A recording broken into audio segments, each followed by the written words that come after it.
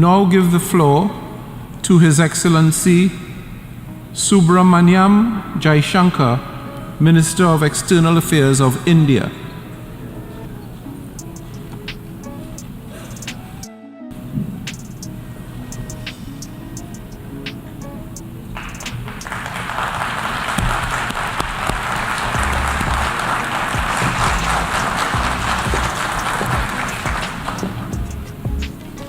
Mr. President, Excellencies, distinguished members of the General Assembly, Namaste from Bharat.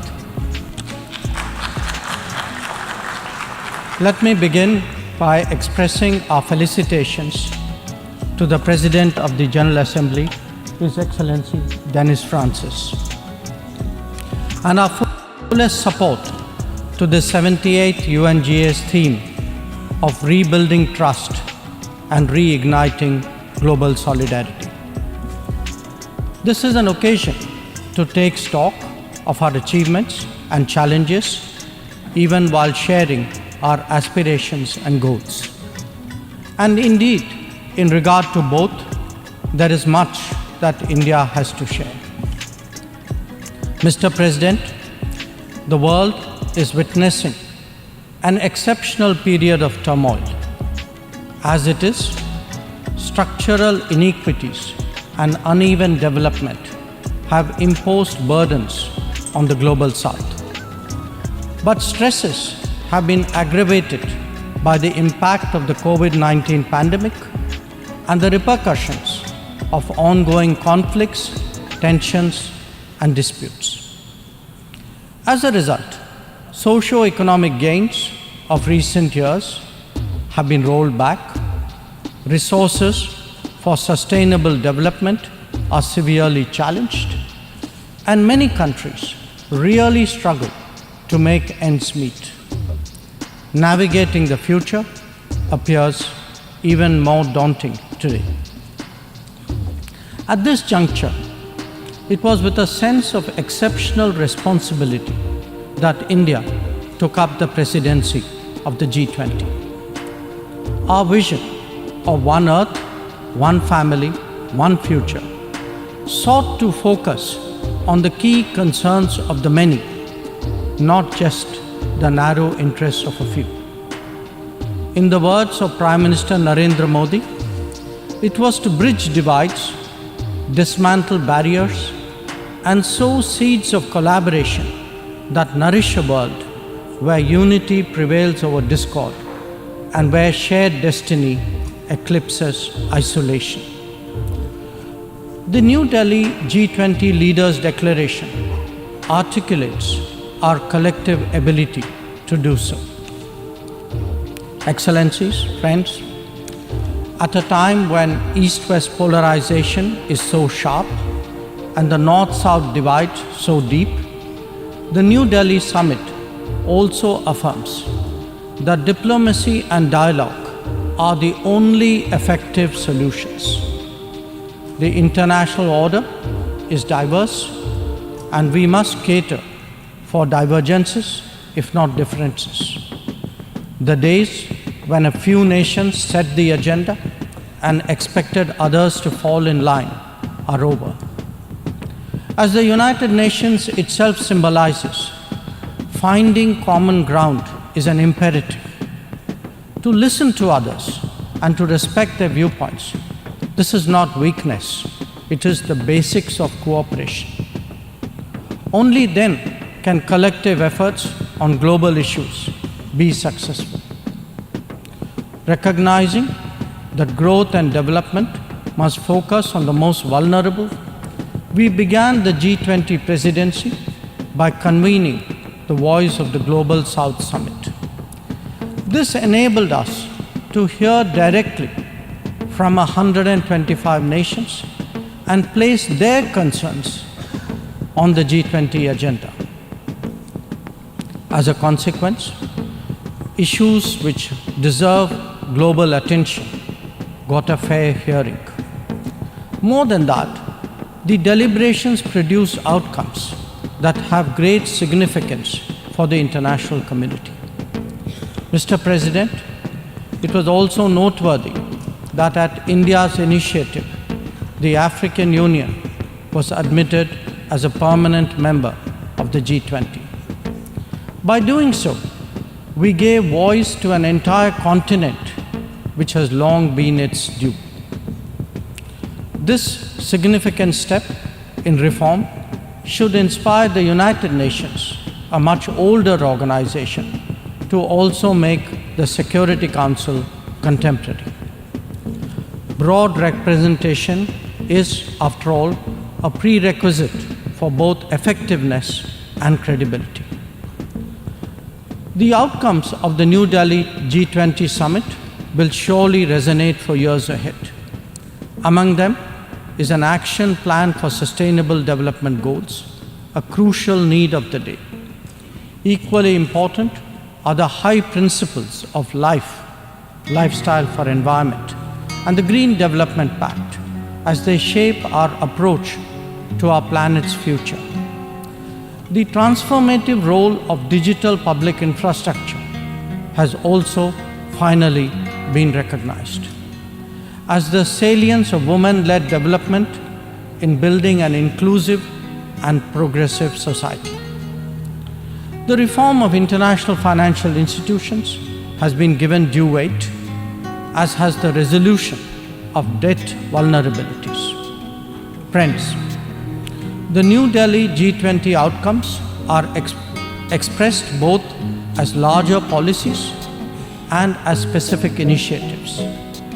They could be about building cities for tomorrow or fighting corruption, eliminating hunger or delivering quality education, ending plastic pollution or preserving the ocean-based economy, or for that matter, enhancing food security or even mapping global skills. Some address long-standing issues like gender divide and climate action. Others focus on new concerns such as responsible harnessing of artificial intelligence. All in all, we have placed for the world's consideration a set of actionable propositions, constructive solutions, and new directions. Even as we encourage collective endeavors, India also seeks to promote cooperation with diverse partners.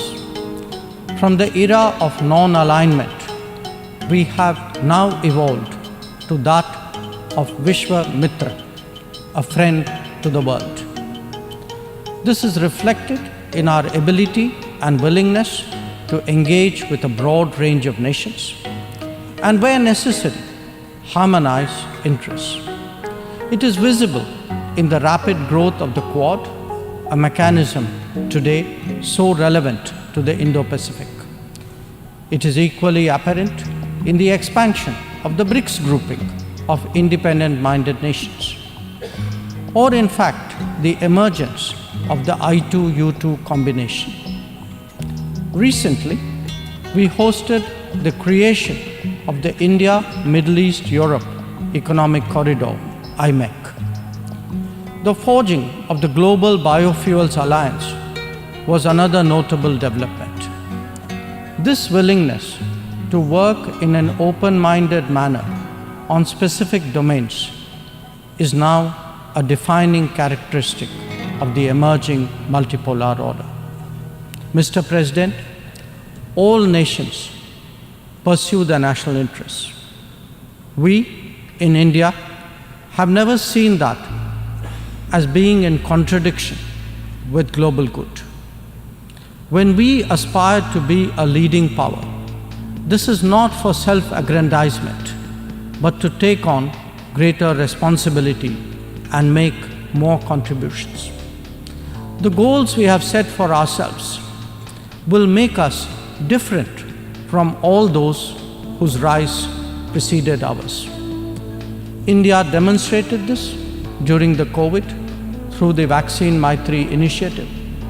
Our endeavors, like the International Solar Alliance and the Coalition for Disaster Resilient Infrastructure, have gathered wide support. Our espousing of the International Year of Millets is enhancing global food security today. We have built development partnerships with 78 nations across geographies. And we have also been first responder in disaster emergency situations. The people of Turkey saw that in February, as did those in Syria.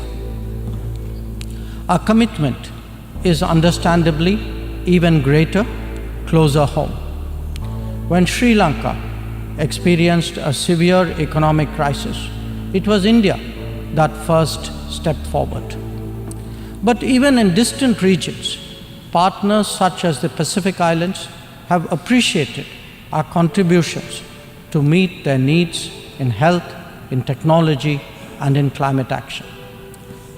Mr. President, the most populous nation and the fifth largest economy in the world knows that its progress makes a real difference to the world. Especially so when so many nations identify with us for reasons of history, of geography, and of culture. They follow our experiences closely and evaluate our solutions for their larger relevance. Last week, the United Nations assessed progress towards achieving SDGs. The mood here reflected the struggle to overcome challenges, especially those of resource paucity.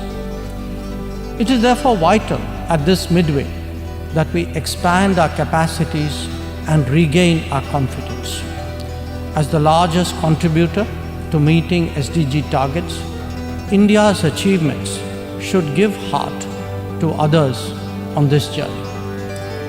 After all, the Global Multidimensional Poverty Index records that we have halved the global MPI value in the last 15 years, lifting 415 million people out of poverty. That progress has now moved on to a higher level with ambitious socio-economic initiatives covering financial inclusion, food and nutrition, health and water supply, as well as energy and housing. We are seeking to demonstrate that social welfare need not be the sole prerogative of the developed world. Excellencies, programs underway in India highlight the transformational role of digital delivery of public goods. It has facilitated scaling up, it has enhanced efficiency, and it has combated corruption. The national objective of leaving no one behind is forging ahead in so many dimensions. Moreover, the democratization of technology has opened mindsets, instilled confidence, and inspired innovations. Excellencies, in our deliberations, we often advocate the promotion of a rules-based order. From time to time, respect for the UN Charter is also invoked. But for all the talk, it is still a few nations who shape the agenda and seek to define the norms. This cannot go on indefinitely, nor will it go unchallenged. A fair, equitable, and democratic order will surely emerge once we all put our minds to it. And for a start, that means ensuring that rule makers do not subjugate rule takers. After all, rules will work only when they apply equally to all. Mr. President, we must never again allow an injustice like vaccine apartheid to recur. Climate action, too, cannot continue to witness an evasion of historical responsibilities. The power of markets should not be utilized to steer food and energy from the needy to the wealthy.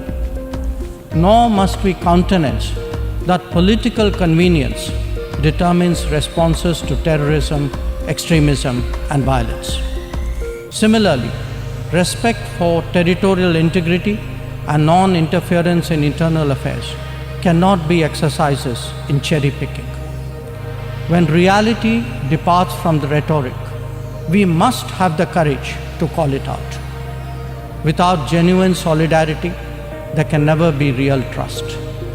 This is very much the sentiment of the Global South. Next year, the United Nations will be hosting the Summit of the Future. This should serve as a serious opportunity to drive change, champion fairness, and reform multilateralism, including the expansion of the Security Council memberships. We must address global challenges imbued with the conviction that we are one Earth and one family with one future. Excellencies, friends, India has entered the Amrit Kaal, a quarter century where greater progress and transformation awaits us. We are confident that our talent and creativity, now so visibly unleashed, will power us forward.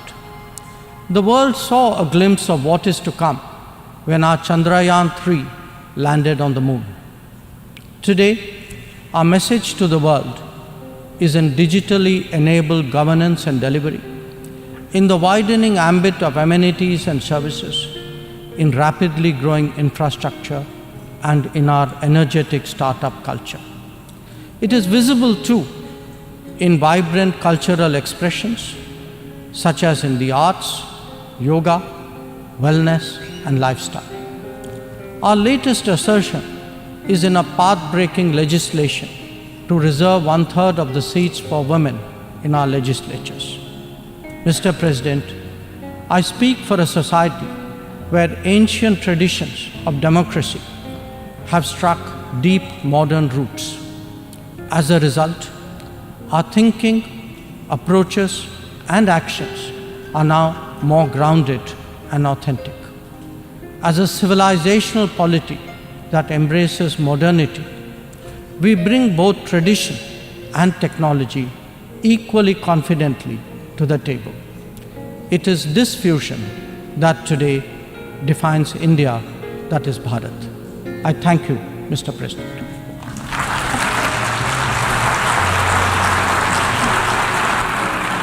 I thank the Minister of External Affairs of India.